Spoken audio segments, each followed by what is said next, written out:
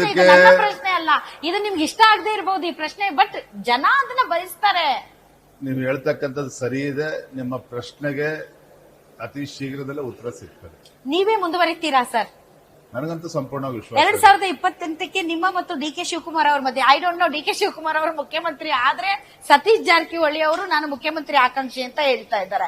So ಒಂದು ವೇಳೆ ಆಗ್ಲಿಲ್ಲ ಅಂದ್ರೆ D K Shivakumar versus Vijayendra ಆಗುತ್ತಾ ಫೈಟ್ ಮುಂದಿನ 2028ಕ್ಕೆ?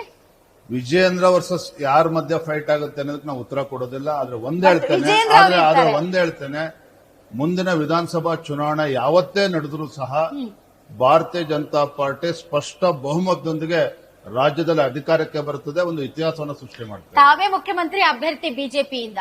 ಪಕ್ಷ ನನಗೆ ಜವಾಬ್ದಾರಿಯನ್ನು ಕೊಟ್ಟಿರುವಂತದ್ದು ಪಕ್ಷ ಸಂಘಟನೆ ಮಾಡಲಿ ಅಂತೇಳಿ, ಮುಖ್ಯಮಂತ್ರಿ ಆಗಲಿ ಅಂತಲ್ಲ. ನನ್ನ ಕರ್ತವ್ಯ ಸಂಘಟನೆ ಮಾಡುವಂತದ್ದು, ಪಕ್ಷನ ಬಲಪಡಿಸುವಂತದ್ದು.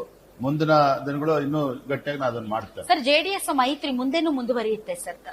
ತಮ್ಮ ಒಂದು ಮೈತ್ರಿ ಮುಂದಿನ ಚುನಾವಣೆವರೆಗೂ ಮುಂದುವರಿಯುತ್ತಾ ಸರ್? ನೋಡಿ, ಕೇಂದ್ರದ ವರಿಷ್ಠರು ಅಪೇಕ್ಷೆ ಪಟ್ಟು ಬಿಜೆಪಿ ಜೆಡಿಎಸ್ ಎರಡೂ ಪಕ್ಷಗಳು ಒಟ್ಟಾಗಿ ಹೋಗಬೇಕು ಅಂತ ತೀರ್ಮಾನ ಕೊಟ್ಟಂತ ಸಂದರ್ಭದಲ್ಲಿ ಲೋಕಸಭಾ ಚುನಾವಣೆ ಒಟ್ಟಾಗಿ ಎದುರಿಸಿದ್ದೇವೆ. ಮುಂದಿನ ಕೂಡ ಒಟ್ಟಾಗಿ ಹೋಗಬೇಕು ಅನ್ನೋ ಅಪೇಕ್ಷೆ ಕೇಂದ್ರದ ವರಿಷ್ಠರದ್ದು ಕೂಡ ಇದೆ. ಕುಮಾರಸ್ವಾಮಿ ಅವರು ಕೂಡ ಮುಕ್ತ ಮಾತನಾಡಿದ್ದಾರೆ. ಮಾಜಿ ಪ್ರಧಾನಮಂತ್ರಿಗಳಾಗಿರುವಂತಹ ಹಿರಿಯರಾಗಿರುವಂತಹ ದೇವೇಗೌಡರು ಕೂಡ ಅದ್ರ ಬಗ್ಗೆ ಹೇಳಿಕೆಗಳನ್ನು ನೀಡಿದ್ದಾರೆ. ಹಾಗಾಗಿ ಅಂತಿಮವಾಗಿ ನಮ್ದು ರಾಷ್ಟ್ರೀಯ ಪಕ್ಷ ಏನೇ ತೀರ್ಮಾನ ಮಾಡಿದ್ರು ಅದು ಬದಲಾಗಿ. ಈಗ ಬಹಳ ಒಂದು ಚರ್ಚೆ ಓಡಾಡ್ತಿದೆ sir, CM Vijayendra, DCM Nikhil Kumaraswamy ಅಂತ. ನನ್ನ ಮುಂದೆ ಇರ್ತಕ್ಕಂಥ ಆದ್ಯತೆ ಅಥವಾ ಕರ್ತವ್ಯ ಪಕ್ಷ ಸಂಘಟನೆ. ಹಾಗಾಗಿ ನಾ ಸರ್ಕಾರ, ಮುಖ್ಯಮಂತ್ರಿ ಇದು ಯಾವ್ದ್ರ ಬಗ್ಗೆನೂ ಕೂಡ ನಾನು ಕನಸಲ್ಲೂ ಕೂಡ ಯೋಚನೆ ಮಾಡಕ್ ಹೋಗಿಲ್ಲ. ಸರ್, ಯಾಕೆ ಸರ್? ಅದು ಕನಸಾಗಿದ್ರೆ ತಪ್ಪೇನೂ ಇಲ್ಲ ಸರ್. ಈಗ ನನ್ನ ಮುಂದೆ ಇರ್ತಕ್ಕಂಥ ಆದ್ಯತೆ ಪಕ್ಷ ಸಂಘಟನೆ. ಸರ್, ಈಗ ಒಂದು ವೇಳೆ ಸರ್ ಜೆಡಿಎಸ್ ಜೊತೆ ಮುಂದುವರೆದ್ರೆ ಇದು ಟೂ ಅರ್ಲಿ, ಬಟ್ ಮಾತುಗಳಂತ ಓಡಾಡ್ತಾ ಇದೆ ಸರ್. 80 ಸೀಟ್ ಕೇಳ್ತಾ ಇದ್ದಾರೆ ಕುಮಾರಸ್ವಾಮಿ ಅವರದ್ದು. ರಾಷ್ಟ್ರೀಯ ಪಕ್ಷ 80 ಸೀಟ್ ಕೊಡಕ್ ಆಗುತ್ತಾ? ಸೊ ಈ ಸೀಟ್ ಹಂಚಿಕೆಯಲ್ಲಿ ಸಿಕ್ಕಾಪಟ್ಟೆ ಫೈಟ್ ಆಗ್ಬೋದು, ಈ ತರ ಬಹಳಷ್ಟು ಮಾತುಗಳು ಇದೆ ಸರ್. ಸರ್, ಟೂ ಅರ್ಲಿ ಅಂತ ಅನ್ನಿಸಬಹುದು, ಬಟ್ ನಡೀತಾ ಇದೆಯಾ ಹೈ ಲೆವೆಲ್ ಅಲ್ಲಿ ಈ ತರದ ಮಾತುಗಳು? ಎಲ್ಲದಕ್ಕೂ ಕೂಡ ಕಾಲವೇ ಉತ್ತರ ಕೊಡ್ತದೆ. ಎಲ್ಲವೂ ಕೂಡ ದೆಹಲಿ ಮಟ್ಟದಲ್ಲಿ ವರಿಷ್ಠರು ನಮ್ಮನ್ನು ಕರೆಸಿ ಎಲ್ಲವೂ ಕೂಡ ಚರ್ಚೆ ಮಾಡಿ ತೀರ್ಮಾನ ಮಾಡ್ತಾರೆ. ಇನ್ನು 2.5 ವರ್ಷ ಸಮಯ ಇದೆ. ಆ ಸಂದರ್ಭದಲ್ಲಿ ಚರ್ಚೆ. ಈಶ್ವರಪ್ಪ ಅವ್ರ ಜೊತೆ ಮಾತಾಡಿದ್ದೀರಾ? ಕೆಲವು ಬೆಳವಣಿಗೆಗಳಾಗಿ ಪಕ್ಷದಿಂದ ಉಚ್ಚಾಟನೆ ಆದ ನಂತರ 2-3 ಬಾರಿ ನನ್ನ ರಾಘಣ್ಣ ಅವರ ಮಗನ ಮದುವೆಗೂ ಕೂಡ ಬಂದಿದ್ರು. ನನ್ನ ಬಗ್ಗೆನೂ ಕೂಡ ಒಳ್ಳೆ ಮಾತುಗಳನ್ನ ಆಡಿದ್ದಾರೆ. ಅವ್ರು ಹಿರಿಯರಿದ್ದಾರೆ, ಅವ್ರ ಬಗ್ಗೆ ನಮ್ಗೇನು ಬೇಸರ ಏನಿಲ್ಲ. ಅದೊಂದು ನೋಡೋಣ ಮುಂದೇನು. ಘರ್ವಾಪ್ಸಿ ಕಾರ್ಯಕ್ರಮ ನಡೆಯುತ್ತೆ ಸರ್ ಮುಂದಿನ ದಿನಗಳಲ್ಲಿ? ಅದೇನೇ ಆದ್ರೂ ಕೂಡ ದೆಹಲಿ ಮಟ್ಟದಲ್ಲಿ ಚರ್ಚೆ ಆಗುತ್ತೆ ಸರ್. ಇತ್ತೀಚೆಗೆ ಇವರು ಬಸವನಗೌಡ ಪಾಟೀಲ್ ಯತ್ನಾಳ್ ಅವರು ಹಾಗೆ ನೋಡಿದ್ರೆ ನಮ್ಮಷ್ಟು ತಮ್ಮನ್ನ ಟೀಕೆ ಮಾಡೋರು ಇಲ್ಲ. ಆದ್ರೂ ಕೂಡ ವಿಜಯೇಂದ್ರ ಅವ್ರಿಗೆ ಜೈ ಜೈ ಅನ್ನುತ್ತೆ, ಗ್ಯಾರಂಟಿ ನ್ಯೂಸ್ ಅಂತ ಹೇಳಿದ್ರು. ಅದೇ ನಾವಂತೂ ಟೀಕೆಗಳನ್ನ ಸ್ವೀಕರಿಸ್ತೀವಿ. ಬಟ್ ನಿಮ್ಮೇಲೆ ಏನ್ ಕೋಪ ಸರ್? ಯಾವಾಗ ನೋಡಿದ್ರು ನಿಮ್ ಹಿಂದೆ ಬಿದ್ದಿರ್ತಾರಲ್ಲ ಬಸವನಗೌಡ ಪಾಟೀಲ್ ಯತ್ನಾಳ್ರು. ಇಷ್ಟ ದಿನ ಯಡಿಯೂರಪ್ಪ ಅವ್ರ ಮುಂದೆ ಹಿಂದೆ ಬಿದ್ದಿದ್ರು, ಈಗ ನಿಮ್ ಹಿಂದೆ ಬಿದ್ದಿದಾರಲ್ಲ ಸರ್, ಏನ್ ಸರ್ ಅದೇ? ನೀವು ಇಬ್ರು ಏನ್ ಜಾನಿ ದುಶ್ಮನ್ಗಳ? ನೀವು ಪ್ರೀತಿ ಹೆಚ್ಚಾದ್ರೂ ಕೂಡ ಕೋಪ ಜಾಸ್ತಿ ಆಗುತ್ತೆ ಕೆಲವು ಸಂದರ್ಭದಲ್ಲಿ. ಓಕೆ, ಹಾಗೆ ಇರಬೇಕು. ಆದ್ರೆ ನನ್ನ ಮತ್ತು ಯತ್ನಾಳ್ ಅವ್ರ ಬಗ್ಗೆ ಮಧ್ಯೆ ಯಾವ್ದೋ ವೈಯಕ್ತಿಕ ದ್ವೇಷ ಅಂತೂ ಖಂಡಿತ ಇಲ್ಲ. ಅವ್ರು ಹಿರಿಯರಿದ್ದಾರೆ, ಅವ್ರು ಒಳ್ಳೆಗಾಗ್ಲಿ ಅಂತ ಅಷ್ಟೇ ನನ್ನ ಶುಭ ಹಾರೈಸ್ತೇನೆ. ಆದ್ರೆ ಸರ್, ಈ ಒಂದು ವೇಳೆ ಸರ್ ಈ ಅವಿಶ್ವಾಸ ನಿರ್ಣಯದ ಐಡಿಯಾ ಯಾರ್ದು ಸರ್? ನಿಮ್ದು?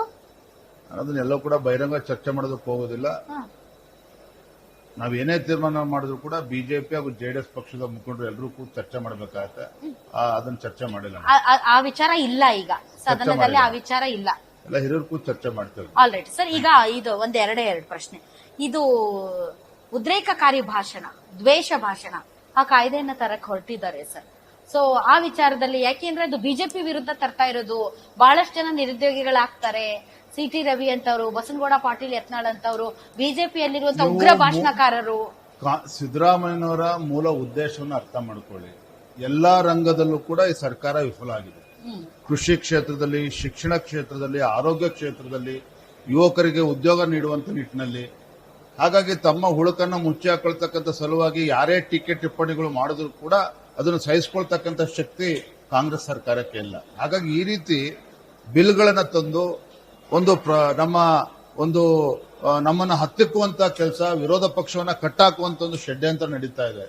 ಬಿಲ್ ಅನ್ನು ಪ್ರೆಸೆಂಟ್ ಮಾಡ್ಲಿ, ಅಲ್ಲಿ ಚರ್ಚೆ ಮಾಡಿ. ಬಟ್ ಸರ್, ನೀವು ಬಾಯ್ಕಾಟ್ ಮಾಡ್ಕೊಡ್ತು, ಅದ್ರ ಬಗ್ಗೆ ಚರ್ಚೆ ಮಾಡಬೇಕು. ಯಾಕೆಂದ್ರೆ ಬೇಕಾದಾಗ ಕಾನೂನುಗಳನ್ನ ರೂಪಿಸೋದಕ್ಕೆ ಅವರಿಗೆ ವರ ಆಗೋ ತರ ನೀವು ಬಾಯ್ಕಾಟ್ ಮಾಡೋದು, ಚರ್ಚೆ ಮಾಡೋದು. ಸದನದಲ್ಲಿ ಇವೆಲ್ಲವೂ ಕೂಡ ಸಮಗ್ರವಾಗಿ ಚರ್ಚೆ ಮಾಡಬೇಕು.